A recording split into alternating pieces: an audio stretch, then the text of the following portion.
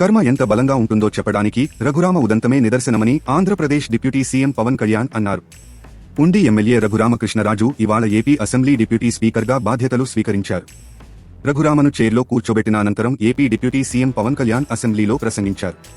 కర్మ ఎంత బలంగా ఉంటుందో చెప్పడానికి రఘురామ ఉదంతమే నిదర్శనం అన్నారు. నరసాపురం లోక్సభ నియోజకవర్గంలో మిమ్మల్ని అడుగుపెట్టనివ్వబోమని సవాల్ చేసిన వారు ఇవాళ మీ ముందు అసెంబ్లీలో అడుగుపెట్టలేకపోయారు. కర్మ అంటే ఇదే. రఘురామ డిప్యూటీ స్పీకర్ పదవికి ఎన్నిక కాగా రఘురామ ముందుకు వారు రాలేని పరిస్థితులు ఏర్పడ్డాయి. ఇది దేవుడు రాసిన స్క్రిప్టు. ఇది ప్రజాస్వామ్యం గొప్పతనం అని పవన్ వివరించారు. గత ప్రభుత్వంలో మనమందరం ఏదో ఒక రకంగా ఇబ్బందులు ఎదుర్కొన్నాం. గత ప్రభుత్వ హయాంలో రాజకీయాలు కలుషితమయ్యాయి. ఎన్ని కష్టాలు ఎదురైనా మీ పోరాట పటిమ అభినందనీయం. ఉండి అసెంబ్లీ స్థానం నుంచి 56,000కు పైగా మెజారిటీతో మీరు అసెంబ్లీలో అడుగుపెట్టారు. ఇప్పుడు డిప్యూటీ స్పీకర్ అయ్యారు. ఆ పదవికి వన్నె తెచ్చి సభను గౌరవ సభగా ఉన్నత స్థానానికి చేర్చుతారని ఆశిస్తున్నాను. క్రిమినల్ మైండ్ సెట్తో ఉన్న వాళ్లను రాజకీయాల్లోకి రానివ్వకూడదు.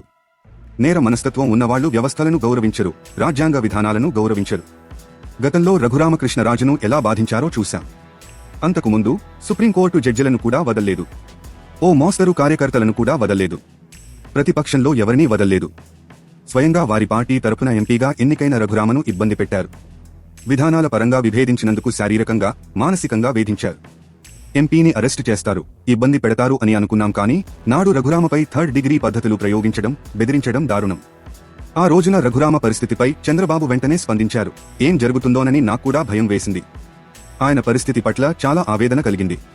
క్రిమినల్స్ రాజ్యమేలితే ఎలా ఉంటుందో ఆ రోజున నాకు అర్థమైంది. ఓటు చీలనివ్వకూడదని నేను తీసుకున్న నిర్ణయం సరైనదేనని ఇవాళ మిమ్మల్ని డిప్యూటీ స్పీకర్ పదవిలో చూశాక అర్థమైంది. మిమ్మల్ని ఈ పదవిలో చూస్తుంటే నాకెంతో సంతోషంగా ఉందంటూ రఘురామను ఉద్దేశించి పవన్ వ్యాఖ్యానించారు.